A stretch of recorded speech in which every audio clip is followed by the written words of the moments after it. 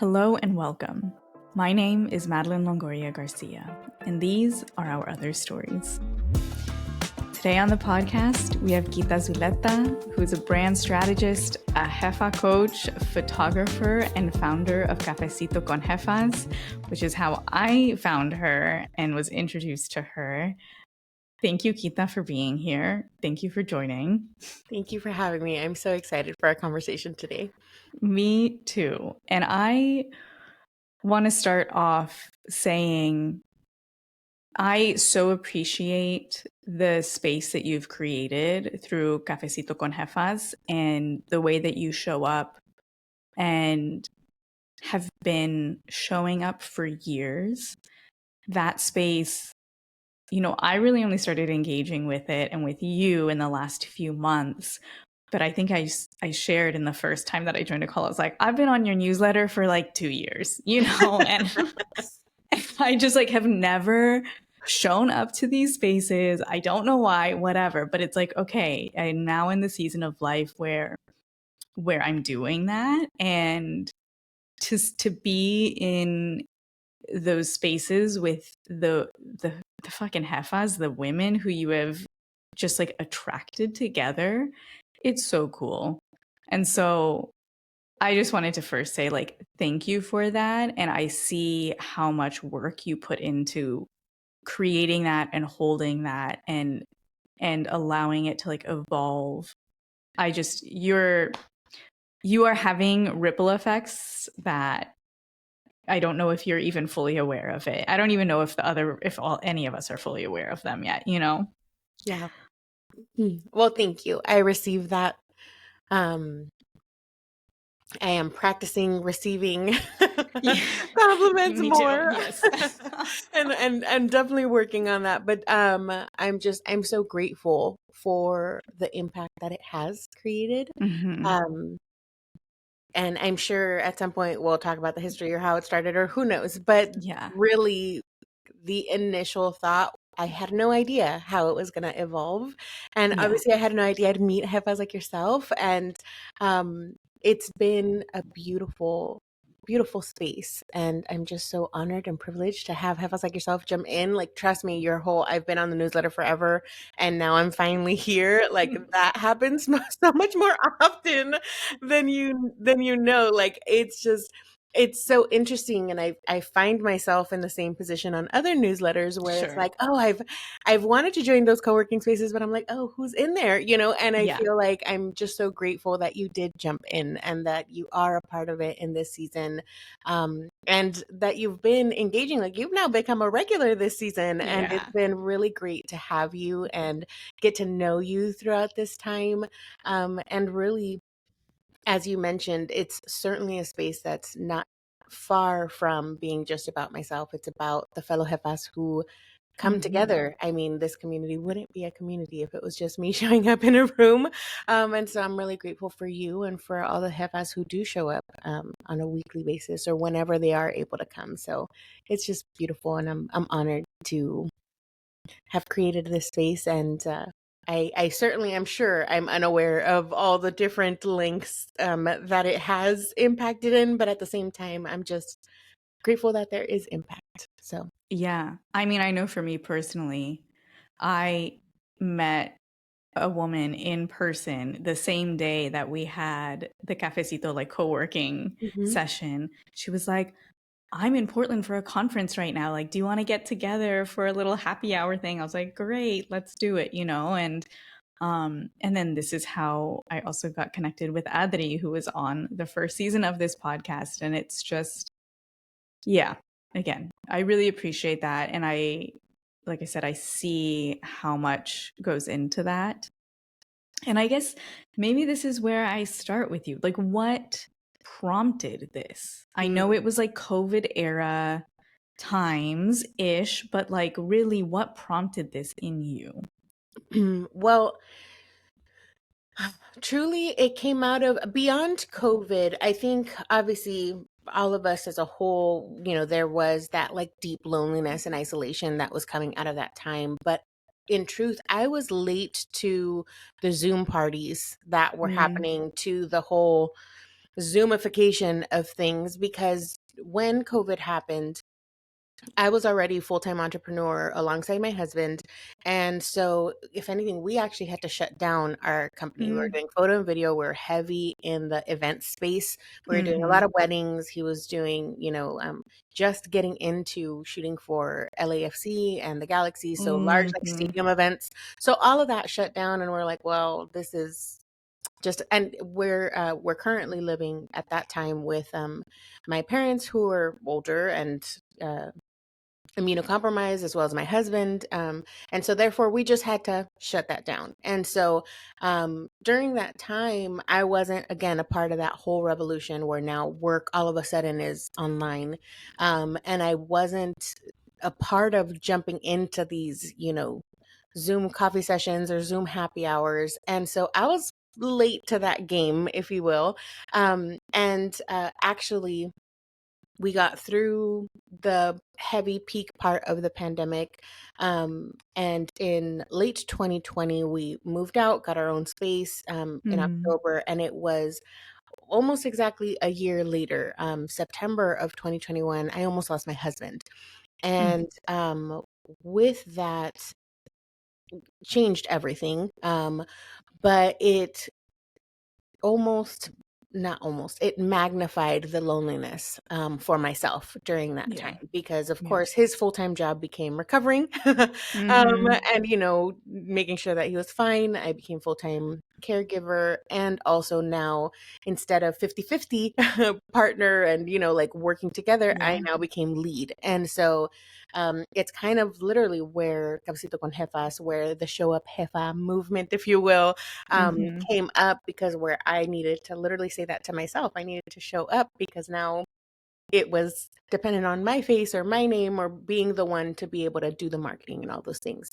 And so during that season, as he was recovering, as I was, starting to put myself out there after this really scary, really hard Yeah. season, I felt myself very lonely and very scared to show up online, and very scared to show myself and introduce myself as Kita. And because I had already been using and leaning into Kita as my creative name. Kita is short for Jessie Kita. My name's Jessica. There's a Got very it. common name. Mm-hmm. And so, so I was really, it was like this first coming out in this manner, right? And um, so I was actively seeking community during that time. And I had been a part of other communities, as we had talked offline. I became a part of We All Grow, and Yeah. started joining their weekly sessions of office hours back then, with Mm-hmm. Ana Flores and Vanessa Santos Fain. And so being able to be a part of that room on a weekly basis, just kind of showing up and being in these spaces with fellow jefas, to just talk life and all the things, like it was just this weekly time where we just got together. And that was a very healing space for me, because I just got to be. I didn't have to actively Mm-hmm. participate. I didn't need to say Mm-hmm. anything or give. I wasn't hosting at the time. So I just didn't miss it. You know what I mean? It was just receiving, being in community. And I had already been a part of other communities throughout my entrepreneurial journey, where, of course, they had, like monthly Zoom calls or group coaching, or, Right. even they would encourage us to get together. And so I would try to like reach out to people. But all the different versions of community, there was always something different.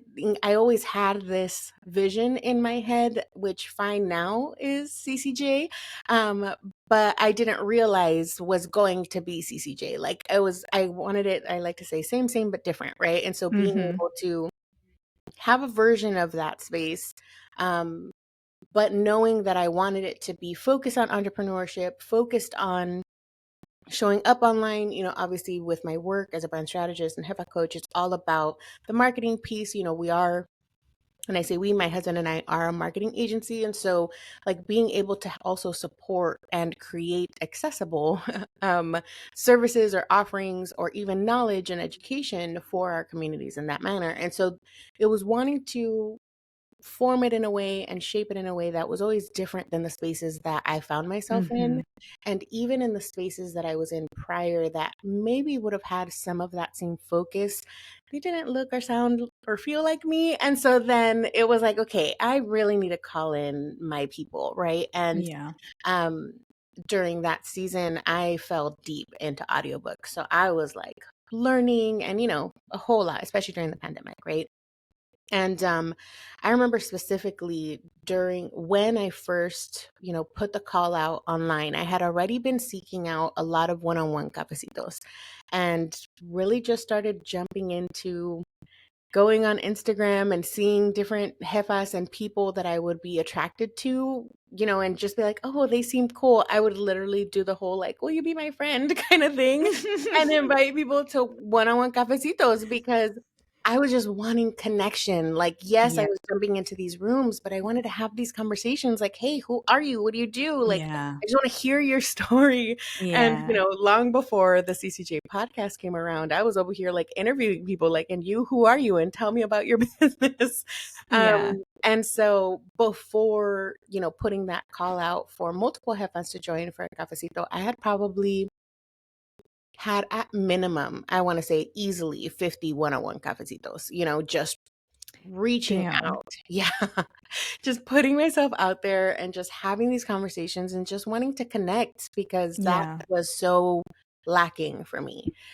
And when I was in the thick of these audiobooks and after having so many of like these same themes come up in my one-on-one conversations, I realized, what if I host a cafecito for all of us to just come together? And I was at the time listening to the book Lean In by Sheryl Sandberg, who also has a online community, who also has Lean In Latina, which is a great community that I'm a part of. Great resource, and we have several Mhm. jefas in the community who are also jefas in that leadership community as well.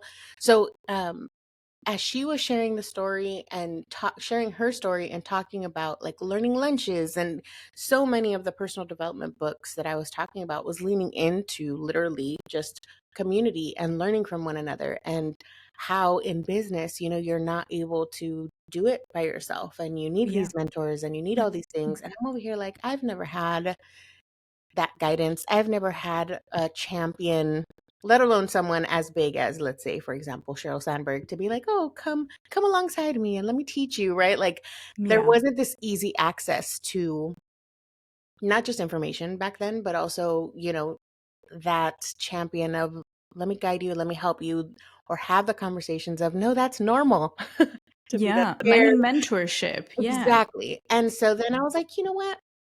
Let's throw together this cafecito. Let's see who's willing to come. Think about it like a learning lunch. Like, let's just have this conversation about how we're entrepreneurs and how we're living life. And now all of a sudden, even in the first invitation, I was like, now there's this expectation to be this whole influencer online when it's like, no, that's Mhm. not our job.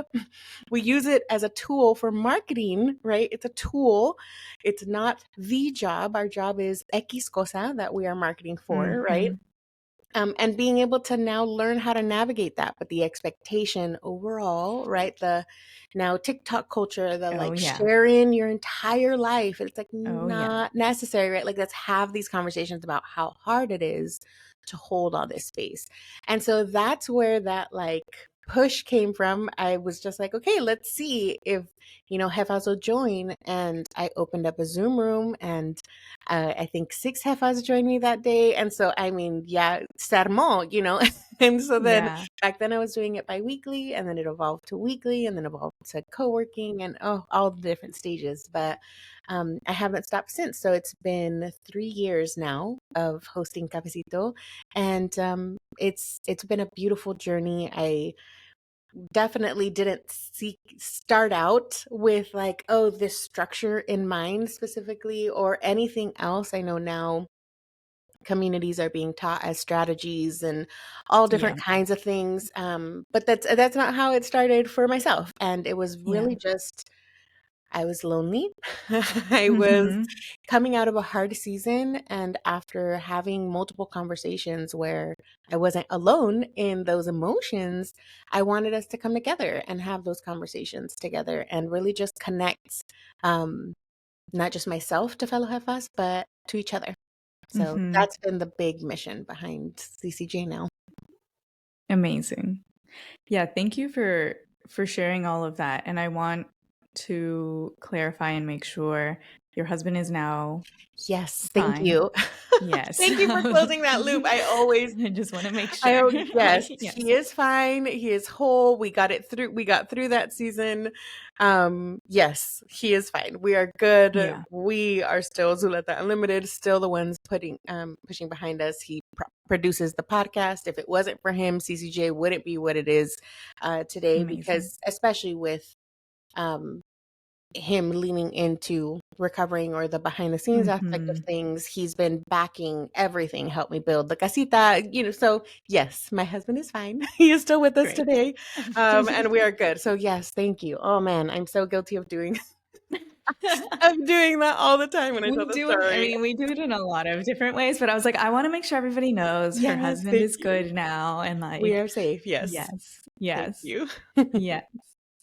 But yeah, I mean, I think that's so relatable. And yes, it happened to be in a period of time where a lot of people were had already been isolated for a year and a half, Mhm. coming up on 2 years.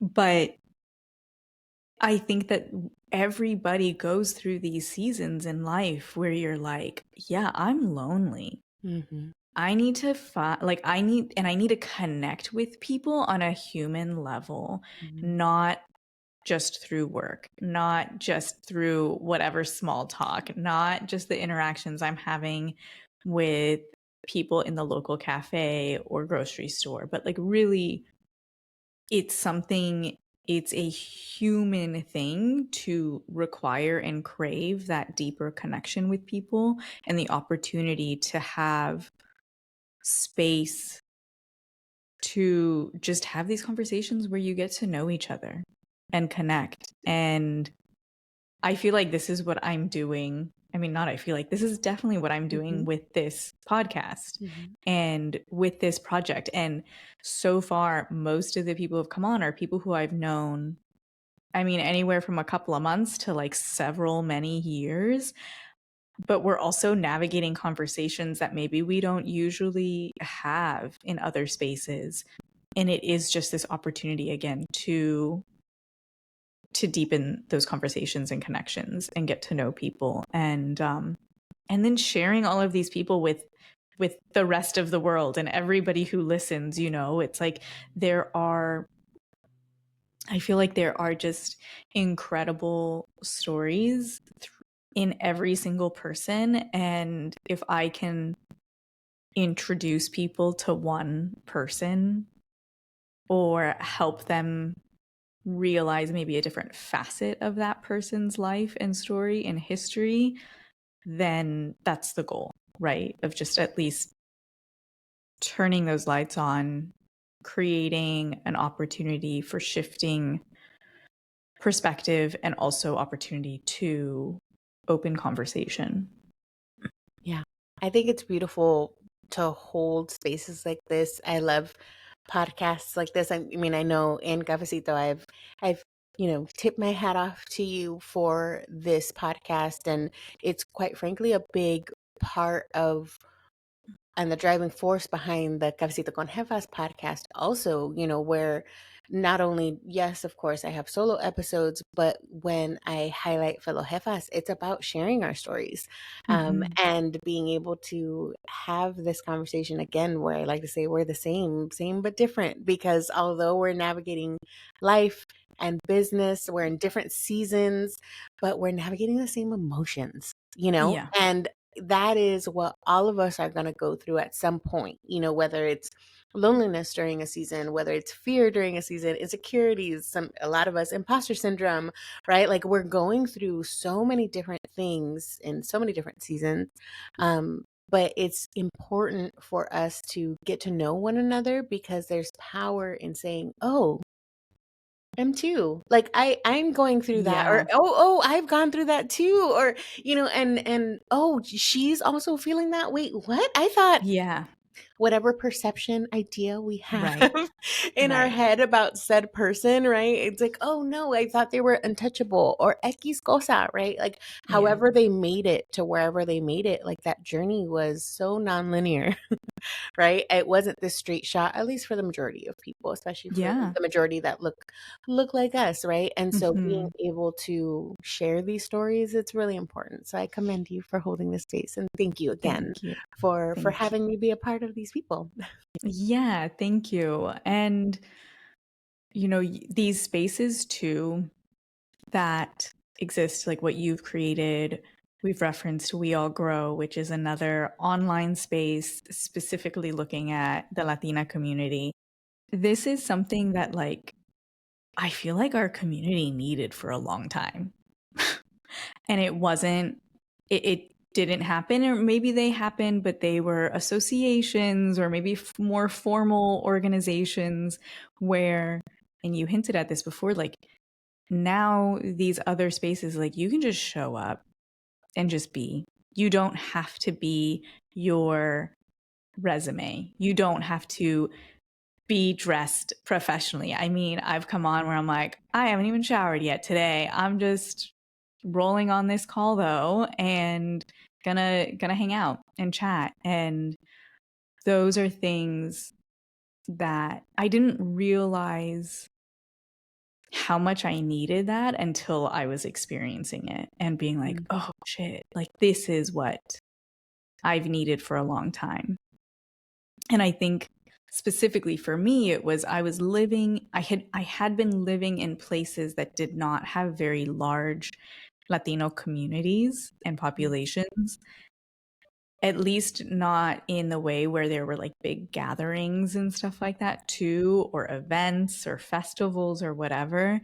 And so being able to then experience that same feeling in an online space, I don't know, there's something to it. Like there's something there, and it's really hard for me to explain it to people who are not Latina as well. And but people who are Latina, like we all get it. We're like, "Oh yeah, no. We're looking for each other. We're finding each other." And it feels good to find each other and be in just like shared spaces. And Yeah. so, yeah. Yeah, I think it's become very special because our culture is so inviting. It's so home. Like let's be real. I mean, I feel like anyone in their culture, it's home, right? And so Yes. being around someone of that shared culture, of that being right for us, it's being Latina, it's being, for myself, I'm a first gen American. My mother's from Mexico, my dad's from El Salvador, right? And Mm-hmm. having those roots are so important to me and who I've always been. Like I went to my 20-year high school reunion this past weekend, and so many of them remembered how I would correct how to pronounce my last name, because Nice. my maiden name is Yep. Galdames, and so I'd get a lot of Galdames, and I'm like Galdames, like that's on Yeah. the second A, like you could do it. It's not that hard. Awesome. But it was always so being in you know sea of paler people, right? Those who may not look like me, or may not have, maybe not even first generation, right? Maybe second generation, third generation. So therefore it was different. They didn't speak Spanish at home, or I spoke Spanglish a lot of times, or when Mm-hmm. I'd get excited, sometimes they'd make fun of my accent coming out, and things like that. And I'd be like, wait, what do you mean I have an accent? I speak English just fine. I Yeah. now acknowledge I have an accent. I now acknowledge Everybody that, has an accent that now. happens. But I think too, I was, as a first gen, I grew up, maybe I grew up in the hood. Okay. For Mm. anyone in Southern California, I grew up in Linwood, which is like squeezed in between, Compton and Watts, which anyone outside of Mm-hmm. California may recognize those. And so I grew up in the hood, and so I was amongst, and I grew up in a church environment, so I was always amongst other fellow first gens. So it was all similarly, whether our parents were from Mexico, from El Salvador, from Guatemala, from Costa Rica, like we happened to be from a lot of different countries, if you will. Yeah. And they were all throughout the hood. And so therefore we were bouncing from our houses everywhere, but it was always a similar culture, like different food sometimes, different accents, but we were always together. So it was like this beautiful blend of first gens, growing up together. And so I experienced that very differently in school, where I wasn't amongst a bunch of fun first geners. And then I moved to Orange County for university, which, if anyone is familiar with Orange County, especially in comparison to the hood, very extra pale, especially back then, which, as I mentioned, was now over 20 years ago. And so I stuck out like a sore thumb in college. I was one of very few brown people there. And so it's actually where Kita started from, because as I mentioned, my name is Jessica. And so I went in, I was in choir all my life. So of course, I was a part of the choir in college, and just in choir alone, there were 7 Jessicas. Oh my God. And this was, yeah, it was a lot. It was a lot. And kudos to my parents for wanting to, in their hearts, protect my sister and I. I'm Jessica, she's Jennifer, literally the top names in the years that we were born. The goal was assimilation, to protect yourself, all of the things. And I appreciate that now, and I can see their heart and the goal. But obviously, I did not look like all the other Jessicas that were there. Right. And so back then, again, also before any social media, so I would be, we'd be exchanging phone numbers. We'd actually call each other back then. So then I was putting myself into people's phones as Jessiquita, because I was the only brown Jessica in this space. So then I was going by Jessiquita, Jessiquita, Jessiquita. And then I had a friend after some time that was like, Jessiquita's too long, I'm gonna call you Kita. And I was like, you know what? I'll take it. And then we just started going from there. Love that. And so going into that space, that's where it was like, that was the biggest culture shock. I've traveled all through Central America, especially in high school, went to Spain even, which is very different culture than Latino America. But also going to Orange County and being a sore thumb, really. I did not fit in, talking about experiences, and no, it was so incredibly different. And that's when I realized, oh wow, my story, my people, what I grew up with is not the same, and I learned a lot about myself, and of course got to evolve and got to definitely learned to assimilate and mask on and mask off and do all the code switching, like very well versed and practiced in that. I have my good, speaking voice, if you will, or receptionist voice.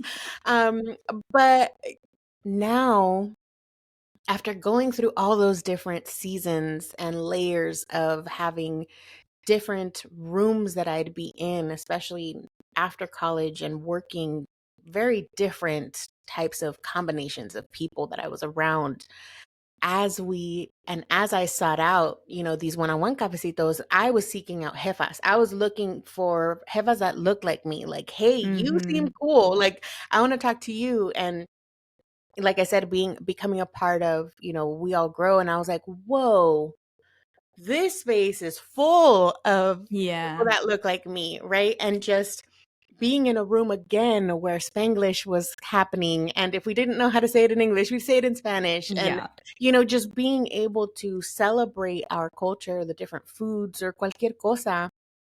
Although at that point, I didn't realize how much I was looking for that connection. Man, I was looking for it, and even with Cafecito con Jefas, I tell people all the time, like, I don't actively, I didn't create, mejor dicho, Cafecito con Jefas as a Latina, community, and it's only for Latinas. I tell people all the time, I don't care if you're blue, green, or purple. Like, you show up, if I serve Yeah. Jefas.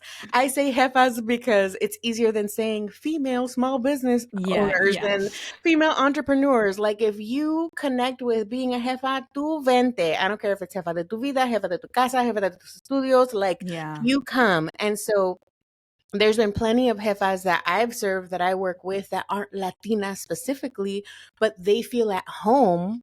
Mm-hmm. Oh, you feel comfortable with me? Fantastic. Mm-hmm. That's who I'm Mm-hmm. here to serve. But guess what? I am Latina. I am first gen. I speak Spanish. I speak Spanglish. I say jefa. And so therefore, I attract people who look like me, who sound Yeah. like me, who also Yeah. connect in that manner. And so having these beautiful combinations of women in the room has just been creating a different version of home, which is another reason why I call our membership La Casita, because it's just us together. Like there's no set rules. It's far from perfect. I get to encourage us to remember that we are all imperfect, right? And so we're Yes. not seeking out, you know, you mentioned it earlier, like just show up. I'm not asking you to like put a full face on. I'm not going to Yeah. interview you. You know what I mean? Like, we're not going to quiz you and say, hey, te bañaste hoy. We're in Zoom. Like, it doesn't matter Mm-hmm. what's happening. Mm-hmm. Like, literally, it can be PJs on the bottom and just a top. And it doesn't matter. Show up in your PJs. It doesn't Yeah. matter how you show up, just showing up, just being a part of the room, you know, and allowing yourself to be supported. I mean, the mission more than ever now is to alleviate the loneliness. So that's the goal. Just show up so Yeah. you don't feel alone. It doesn't matter what you look like. It's not about getting ready. It's just come. And then Mm-hmm. conversations get to be full of what ends up being our cultura, because that's part of who we are and we get to show that, you know, and because these spaces are lacking, there are less of our spaces. And I'm so grateful that there are more spaces. For example, your Mm-hmm. podcast popping up, wanting to highlight our, I mean, you're building a community within this space also, you know? Yeah. And so I'm loving that this is now happening more and more. And we are calling each other out, really, right? And saying, Vénganse, right? Come join us, Mm-hmm. come share your Mm-hmm. story, come show up and allow ourselves to be seen.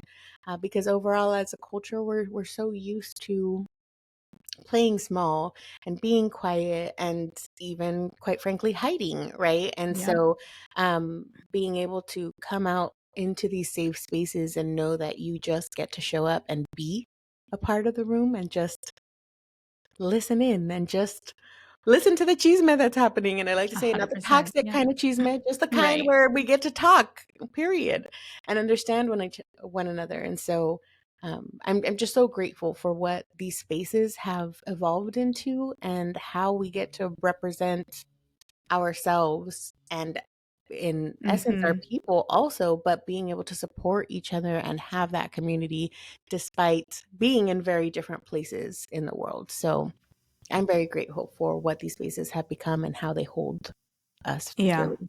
You touched on so many things here, and a couple. One, I want to say I deeply relate with the college experience.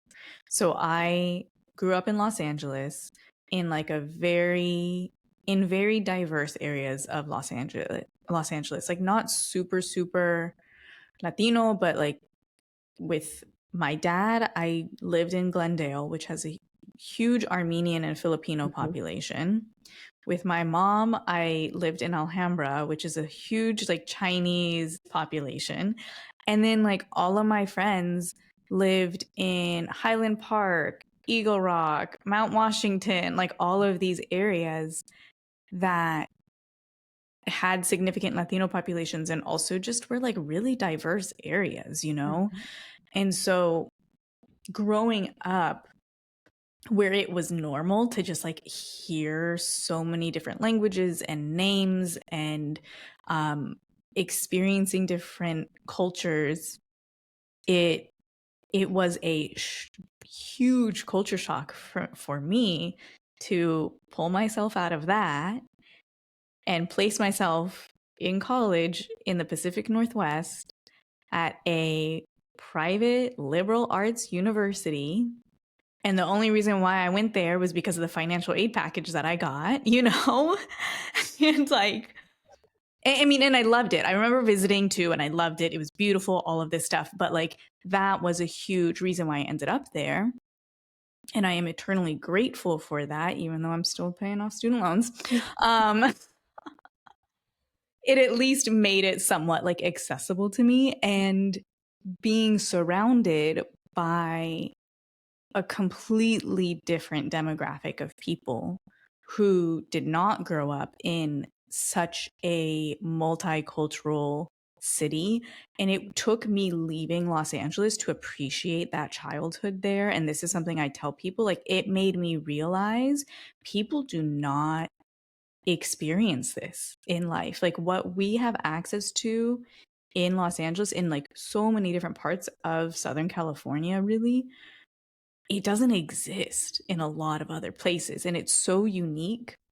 And while I was so ready to leave that city, it gave me the opportunity to be grateful for that upbringing and that childhood, because suddenly I was around people who had never had Thai food before, you know, who grew up in a town and there was one Asian family and everybody else was white. And you're like, damn, this is wild, you know?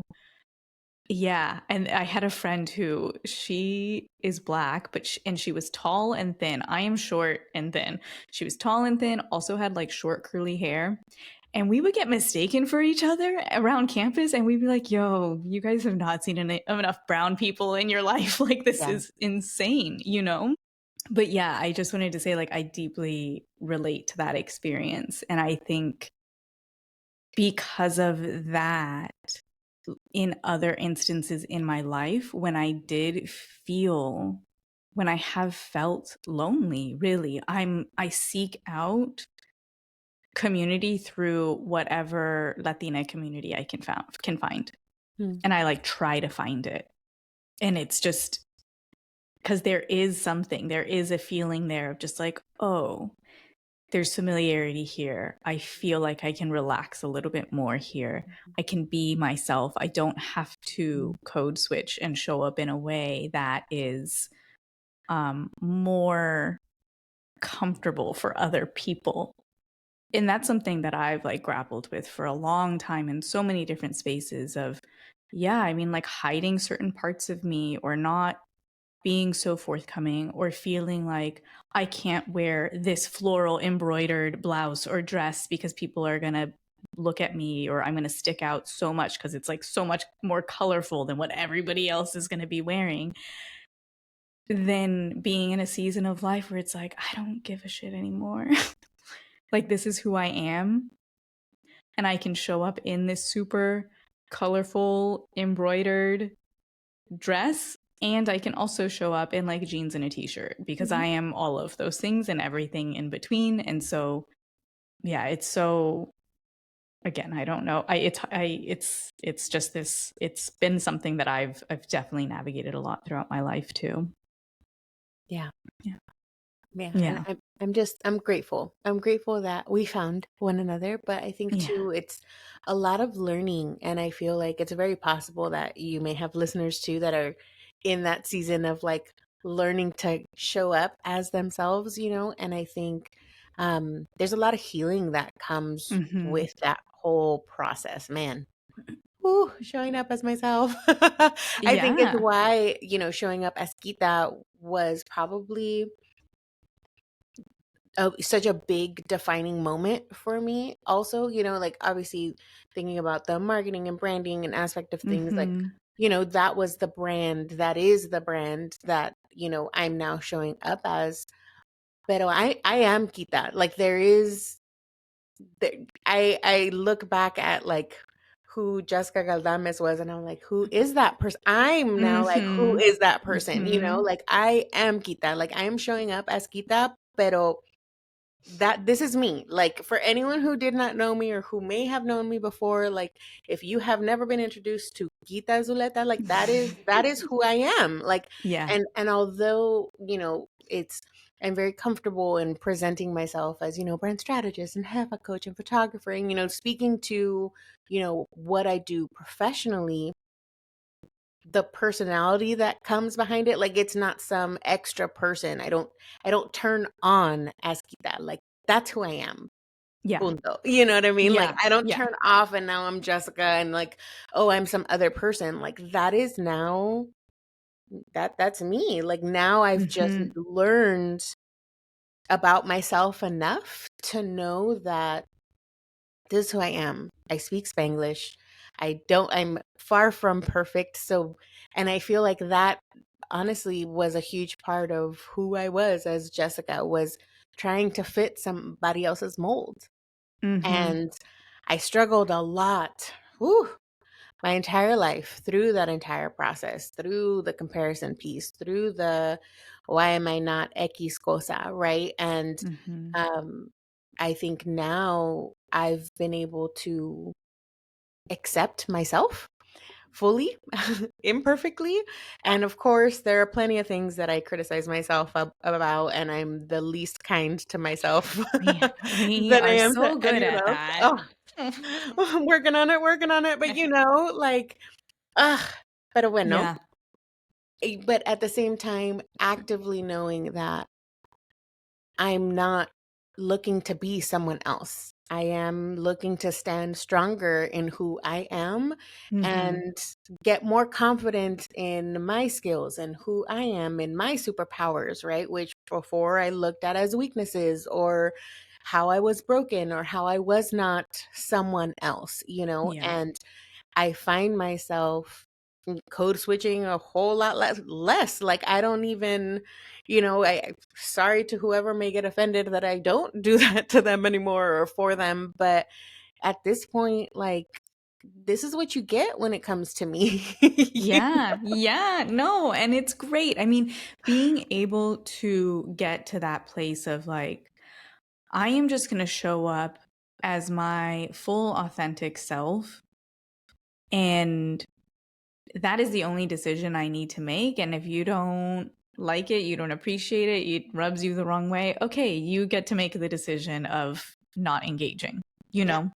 And I think, as we're just like having this conversation, it's like all of the things that are starting, that people are building and creating and that are now available for others to engage with. A thought that comes to me so often when I see this, I'm like, man, the representation Mm, and like how important that is.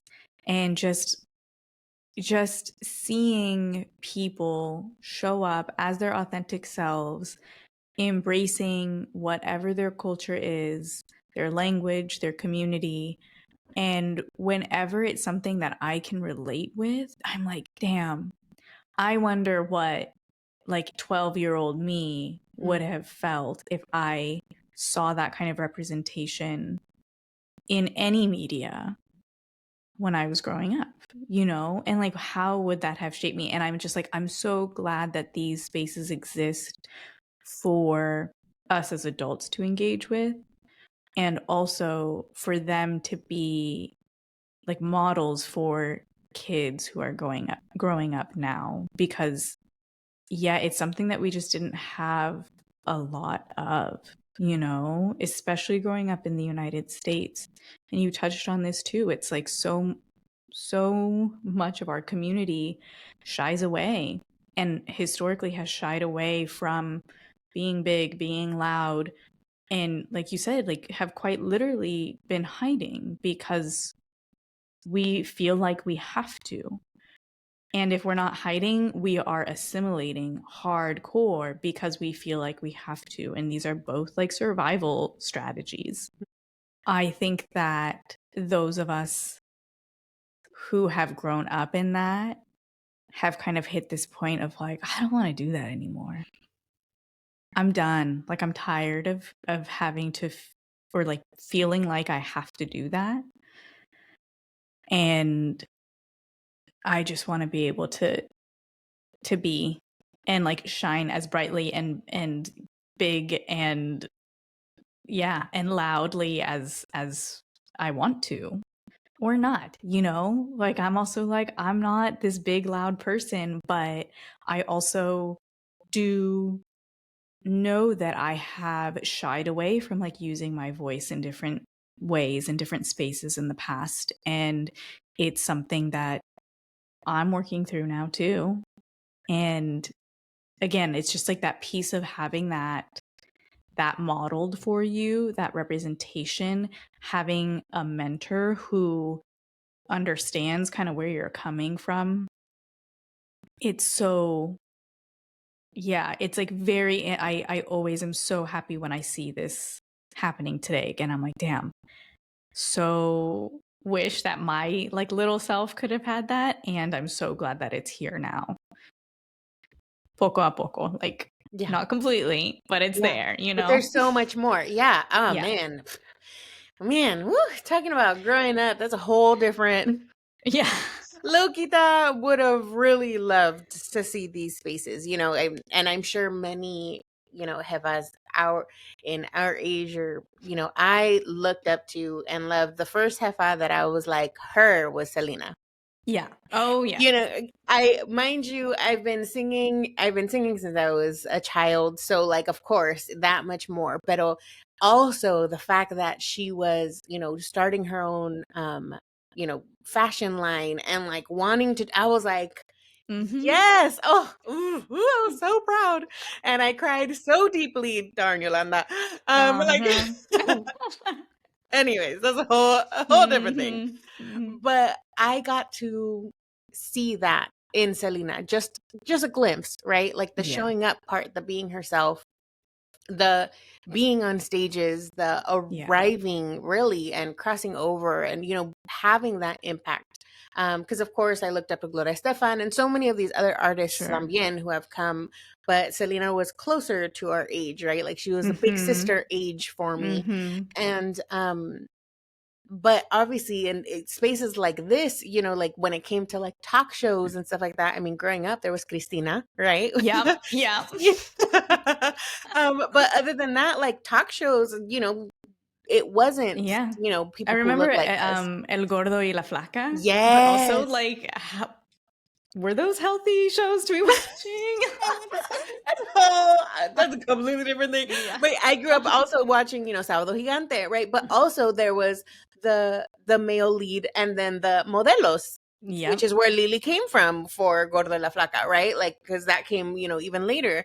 And so, but it was always, a certain persona, a certain mold still that we as Latinas needed to fit, right? Like still the pretty one on the arm or X cosa.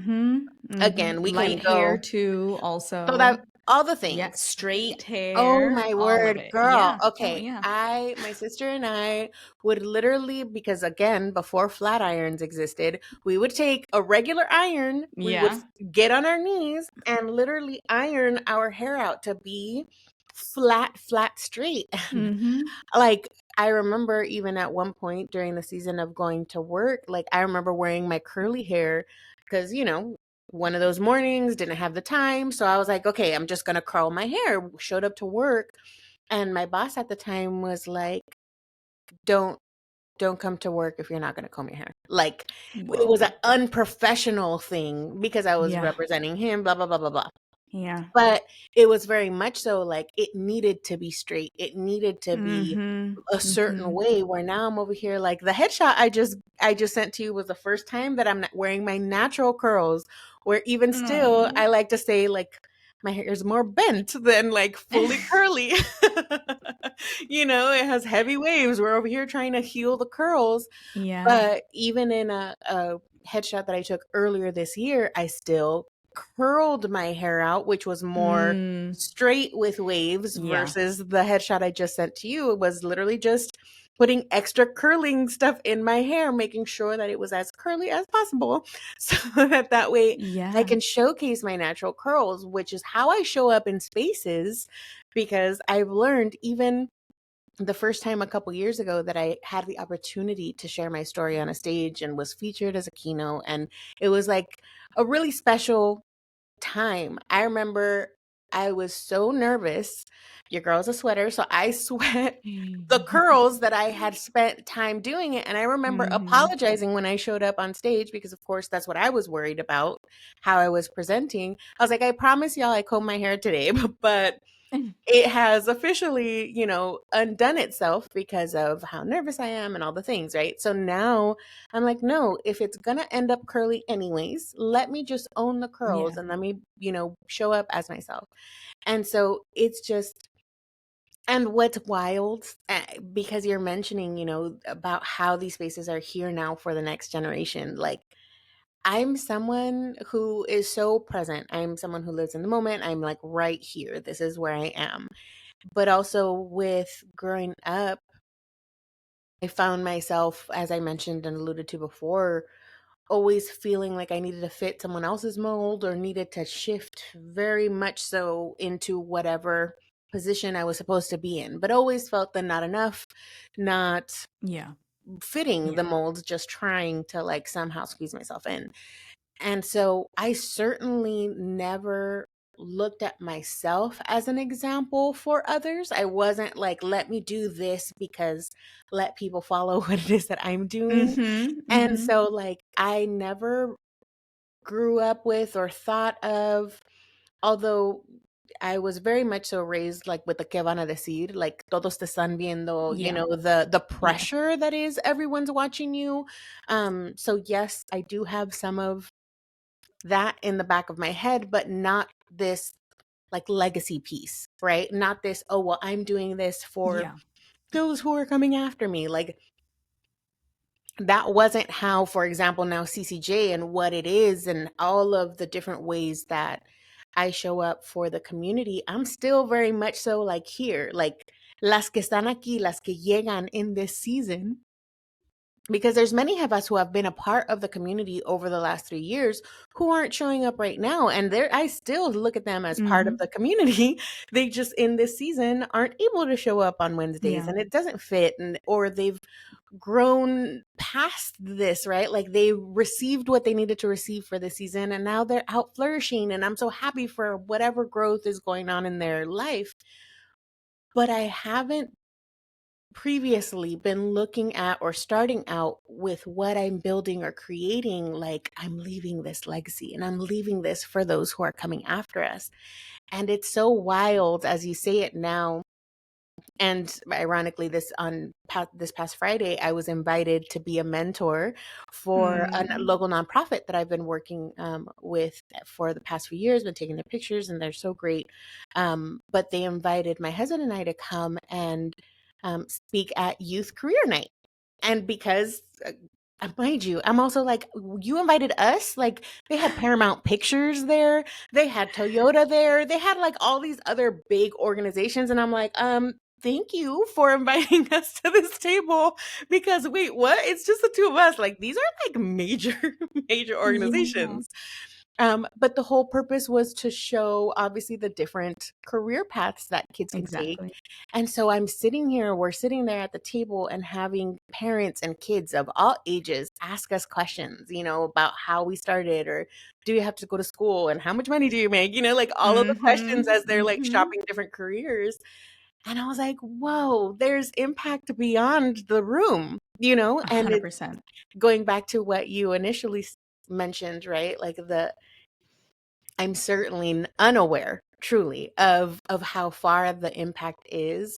And, recently I was featured on a short list of podcasts by Amazon Music Latino or Latin. And so then like, it was a really like, whoa, I'm getting acknowledged moment. I'm over here like, who the heck is listening to the podcast? Like who decided to put it on this list? Obviously people are, and like this is amazing. And how But it was like, wait, what? Because again, I'm creating for the jefas that I'm seeing, right? I'm creating for y'all, right? Like I say it all the time, like it's y'all who are my why I keep going. But there's obviously a greater community out there. There's still so many people who quite literally are part of the newsletter, are part of the community in their own way until they decide to engage, right? And so it's just very interesting to think about that part of like, ooh, the younger me would have loved to have CCG. I mean, literally now when I think about it, like, yes, I created this because, we say it all the time, like, we didn't have a space like this growing up, just in entrepreneurship, let alone Yeah. fully growing up, right? But just in entrepreneurship alone, there weren't these spaces where we get to talk about real life and how hard it is. And even the fact that we get to acknowledge the fact that entrepreneurship is hard, y'all, right? Like, and Mhm. being able to say that.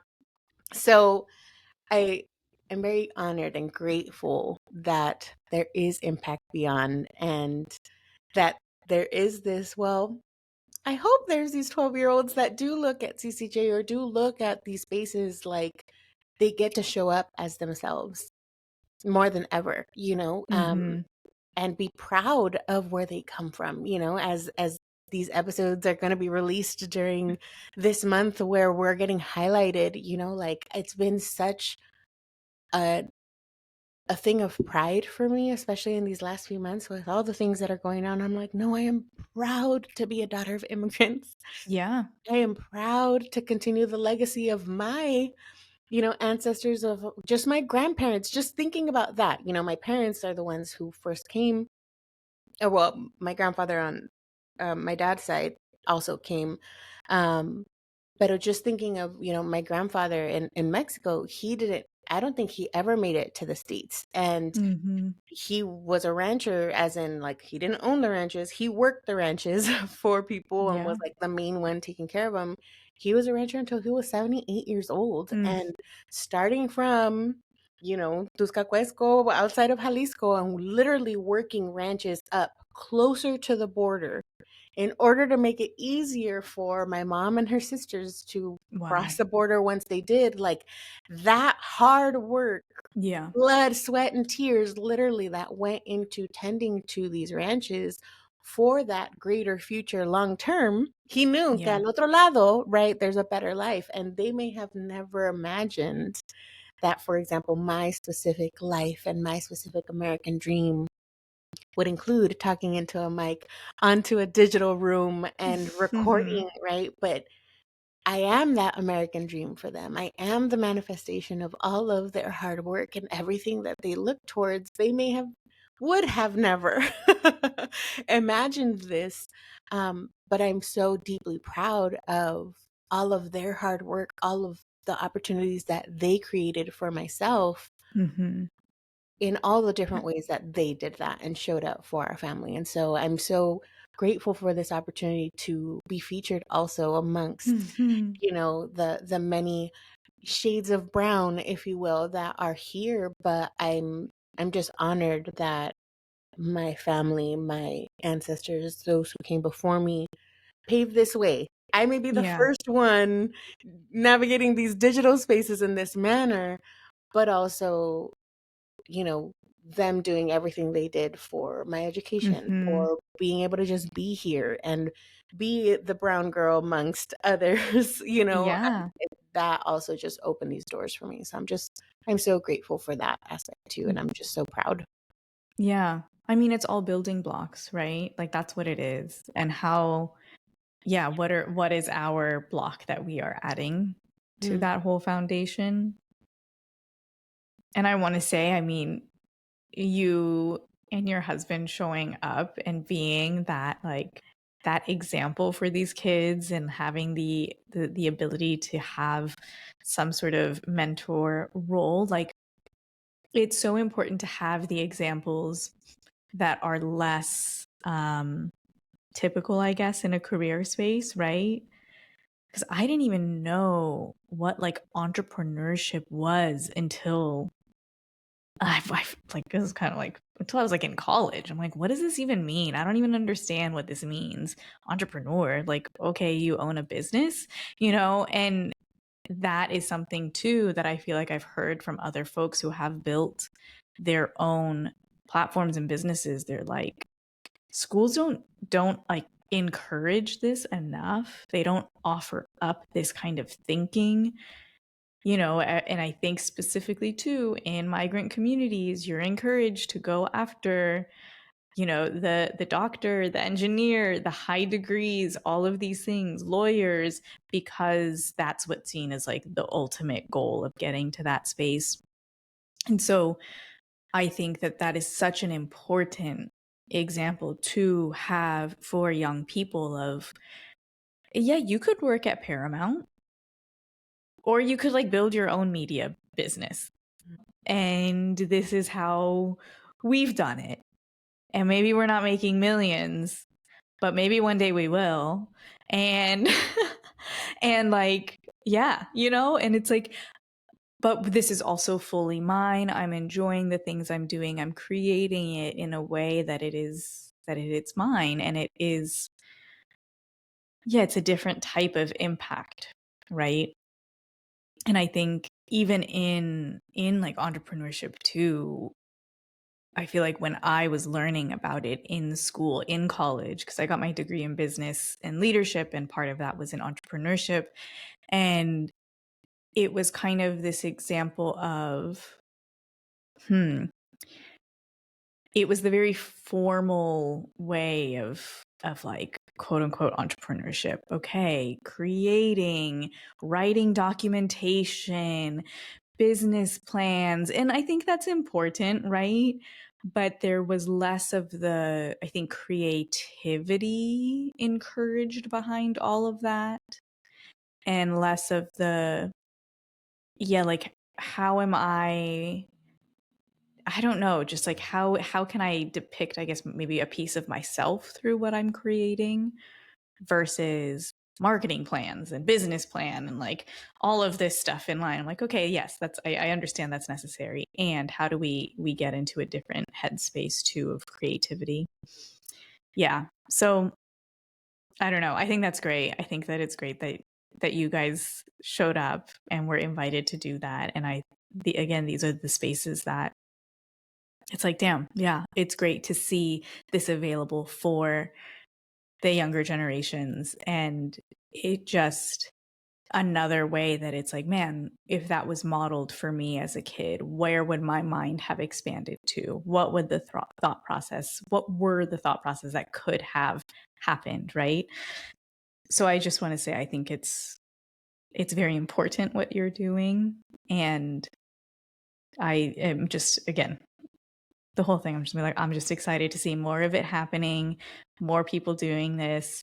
And yeah, like just not living quietly anymore. Yeah. But yeah, I mean, and that's what this second season of Our Other Stories is about. Okay, let's honor our ethnicities. It is, you know, quote unquote Hispanic Heritage Month. I'm going to say this probably many times in the season. I have feelings about the word Hispanic because it's different than Latina. So I'm like, whatever, however you want to define that, Latina, Latinx, Latino, Heritage Month, whatever. But this is, my goal is to just shine a light on our communities and really talk about our commonalities and the like range of diversity too in experiences and what we're doing in our lives, and how this like one piece of our identity really does kind of inform different ways that we move through life and different things that we've done in our lives. And as I said earlier, like there have always been these times in my life where I'm like in a new place, feeling kind of lonely. And I'm just like, where the hell is the Latino community? Like, let me find them or find an event or something. It is like attending something like that and immediately feeling like, okay, this feels familiar and comfortable and safe. And I know that that's like one small way that has that like identity has impacted me in my life. It's just, I don't know. And I see how like it has in your life too, and the way that you show up and the people who are drawn to you as well, right? Yeah, absolutely. And I think too, you know, despite, especially recently, all the different ways that the labels get torn apart, and well, it means this and it means that and this is included. I mean, I know even growing up, like, I was like Hispanic, not Latino. And I was like, wait, what? I was always like other, like other. Oh my God, I My know. mom is from Mexico. My dad is from El Yeah. Salvador. Wherever you need to put me there, you Yeah. know? Ugh. I hate those. Anyways, Yeah. I always like brought up so much stress. Like, wait, how are you not defining me? Like, anyways, we're here now. The Yes. whole point is to what I am grateful for with what ends up happening this month, it is highlighting our community, punto, which is what you Yes. were saying, right? And so, and again, it's why I'm like calling in Jefas, right? Like just saying our stories, just naming people that look, sound like us, people who feel like we are at home, juntas, right? And I think Mm-hmm. the big thing for me in these months or these seasons or whenever we're chosen to be highlighted externally, right? Mm-hmm. The the goal really is then to utilize that additional visibility that happens to come with that and say, we're here. And say, yo, we are strong. We are powerful. We are a culture that will hug anyone. Mm-hmm. If Oh you yeah. want to love on us, we will love you right on back. And that's who we are as a culture. Doesn't matter what country you're from, doesn't matter what dialect you're speaking, what accent you have, Yeah. which food is the one that you put on your plate.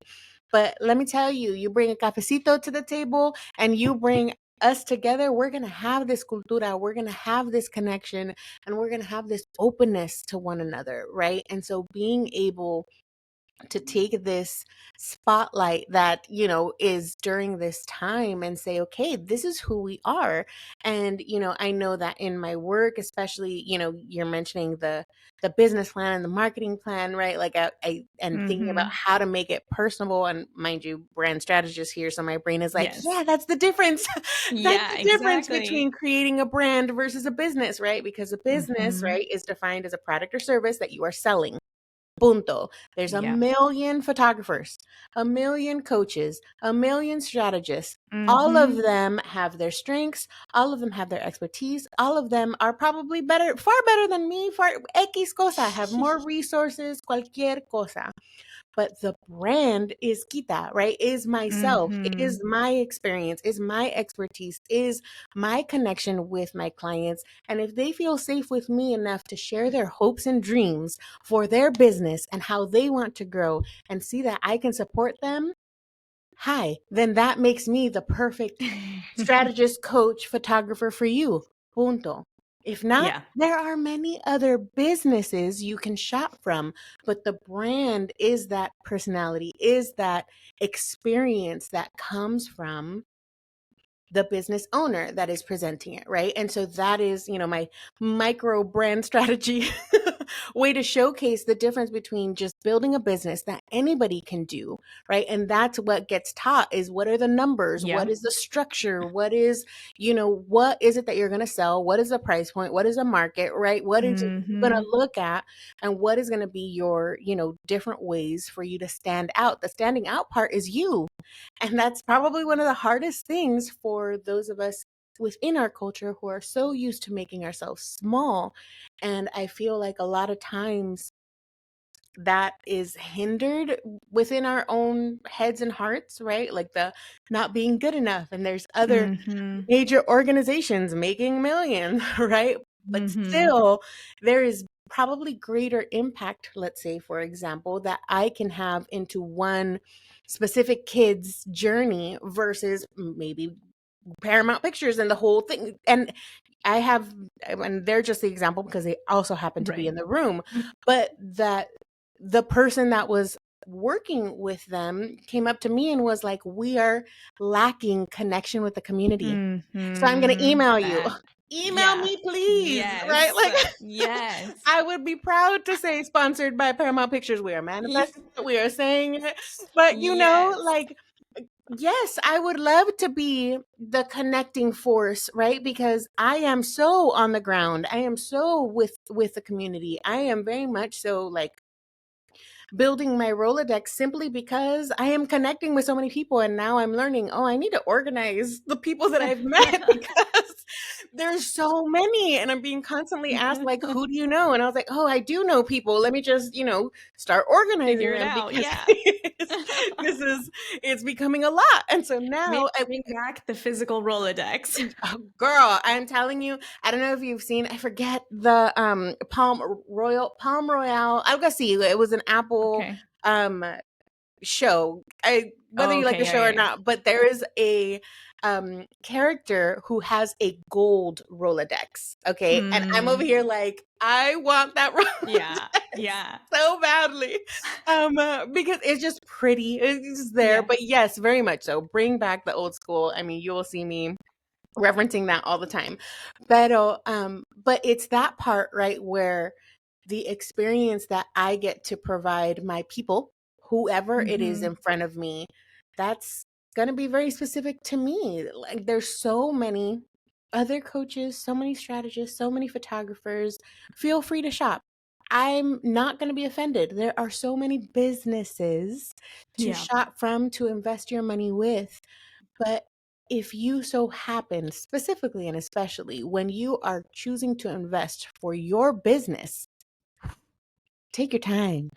Go shopping. Make sure that you are comfortable with whoever it is that you're going to be bringing alongside you.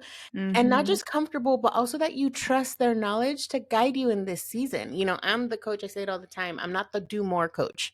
There's so many strategists out there. So many people that are like, oh, we have to do all the things, all everywhere, all the time, all of it right now. Especially because there's no specific guidebook on entrepreneurship, right? Like there's no it's not definitive, right? And then it's gotten that much more muddled with this whole content creation wave that ended up happening that is confused with how we show up as entrepreneurs. Like just having a business Instagram page does not mean you have a business, right? Like you need a product or service to sell. And so there's so many different things that we can do, but it's very dependent on your capacity, on your season, on your goals, right? And so I'm the coach, I'm the strategist that's like, let's simplify all of the things that we want to accomplish and what can we focus on now? What is the one thing that we can do? If showing up online is scary, let's ignore the need to show up like talking to the camera. Let's make it as easy as possible. Is a graphic easier for you? Is writing a blog easier for you, right? Like what is the easiest way for you to build that confidence, but show up and have the presence so that those who are looking for you can find you, right? And so bueno, that's just a work tangent on it. But no, it's great. Yeah. Speaking to, that what is taught for business versus the pursuit of entrepreneurship and what that looks like now, which is so multifaceted. And although, of course, speaking as a marketing agency, yes, it's important. And that's how people find you, right? Like if we don't show up, then people aren't going to find us. Pero the marketing isn't the job. It's a part of the job, right? It's only how we are able to be seen. But the actual job is the taking pictures, the editing the pictures, the actual sessions where I'm one-on-one talking to my people behind the scenes. My job is behind the scenes, not in front of the camera, not educating the masses. That is a gift if and when I even get to that point. Right now, I'm still in the trenches with my people. So I'm online cuando puedo, when I have the capacity, when I have a few extra things going on. And I'm like, oh, well, let me go ahead and push this launch that's currently happening. Pero it's used as a marketing tool. It is not the only part of our business where we need to be showing up in. And so it's so important for us to like be able to learn these things. And if you don't have someone to help like straighten that out for you and you're like thinking that you need to do all those things, come to Cafecito and come learn from whether it's myself or many of the other jefas as we're learning this entrepreneurship journey with us, and trying to figure it out because it's something that isn't easily accessible. And so I'm grateful that our community is a room full of jefas where we get to learn from one another and be able to say, hey, we're figuring it out too. But being able to just have that space and know that we get to show up as ourselves and own our heritage, own our Latinidad, own our voice, and be able to say, this is who I am, and this is what I do, and this is who I serve and how I serve them, and just be able to come together and say, yeah, I'm too. This is what I'm going through. Yeah. And just be in spaces together. Yeah. Yeah, just everything you said and everything we've been talking about is, I feel like one of the big things I've learned too in recent years is like show up imperfectly. And it will bring you to the right people, and it will bring the right people to you. Because again, this goes back to all of the effort for so many years that we've put toward trying to fit into a certain space and mold, and we didn't fit into it. And being able to show up imperfectly in our authenticity, in just who we are, you get connected to the right people. The right people are attracted to you. And that's something that I feel like for a long time, so many external voices are like, you can't make mistakes, or pointing out the mistakes you made. And it's like, sorry, I don't know. Whoops. Am I supposed to like redo it now?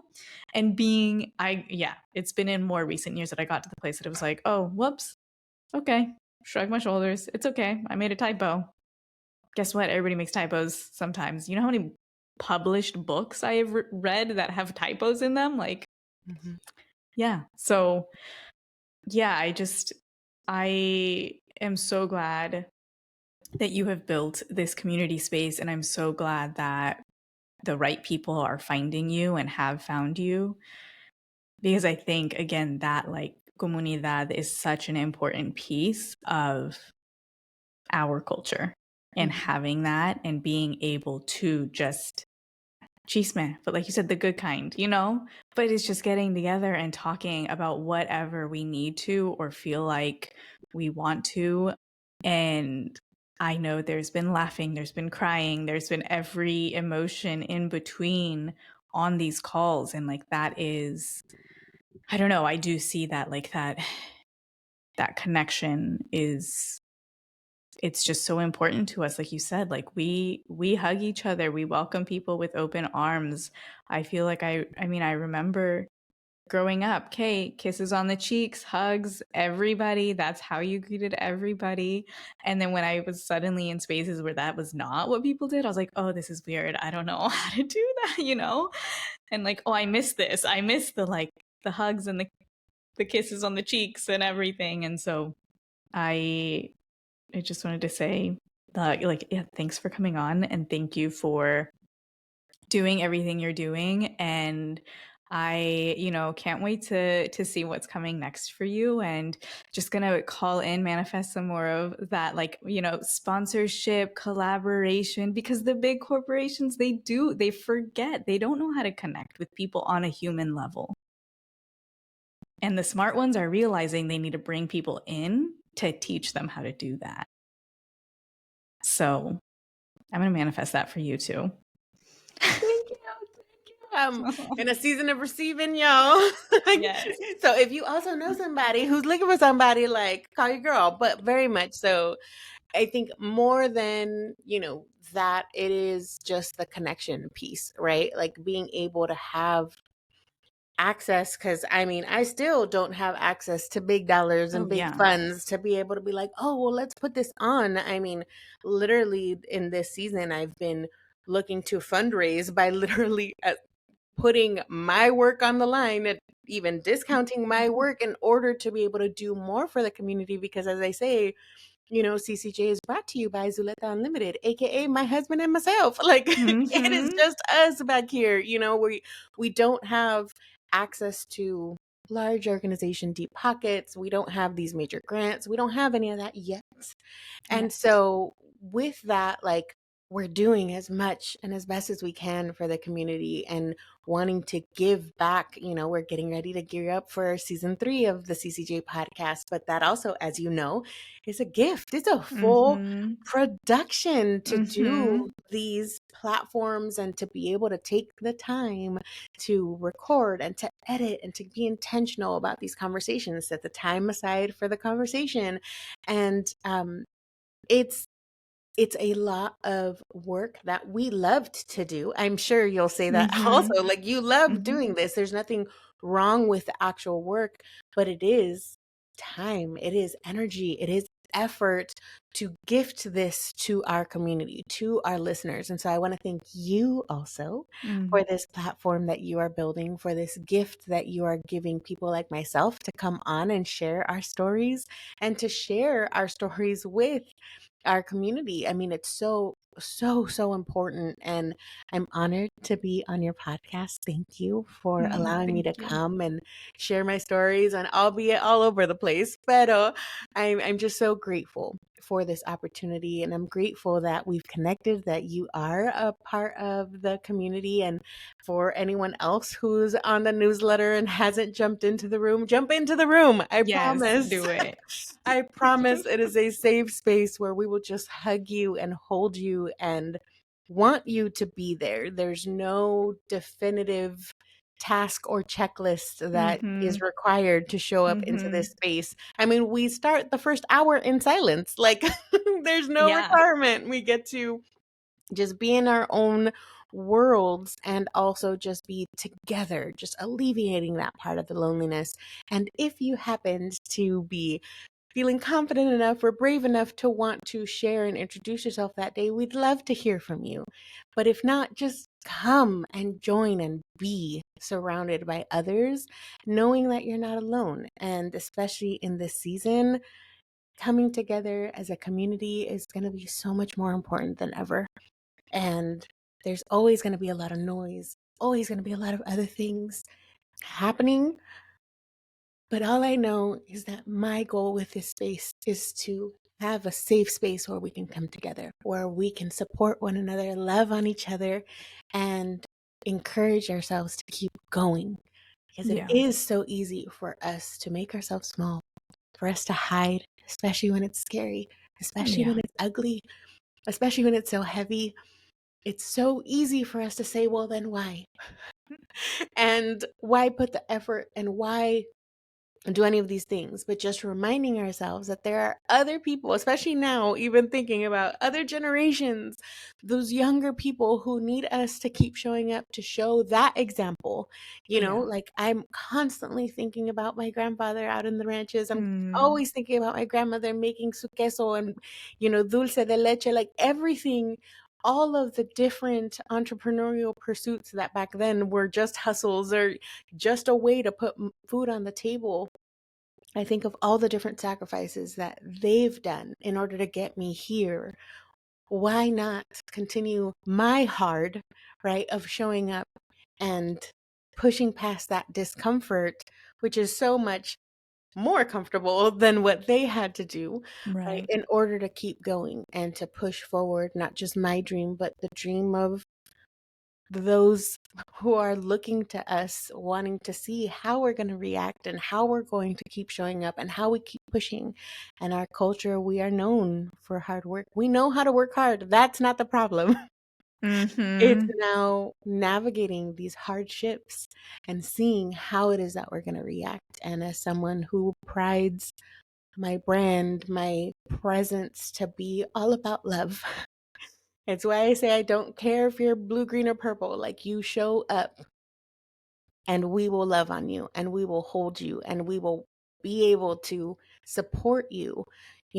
So it doesn't matter the pursuit that you are pursuing. If you're looking for community to hold you, to support you, to cheer you on, come be a part of Cafecito con Jefas. We'd love to have you. Yes.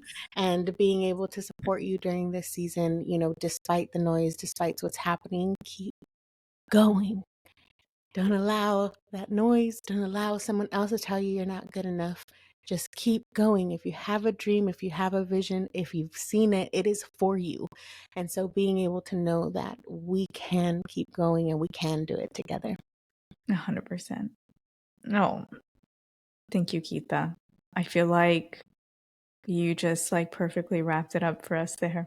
So I am just going to close this out then. And I just want to say again, thank you for coming on and for showing up the way you do and inviting others to show up just exactly how they are. in that moment, in that season of life, because that's where we actually build true community. So, yes, thank you for joining me, and thank you for sharing so much here today. My name is Madeline Longoria Garcia, and these are our other stories. You can stream this podcast on Spotify, Apple Podcasts, AntennaPod, YouTube, and anywhere else you listen to podcasts.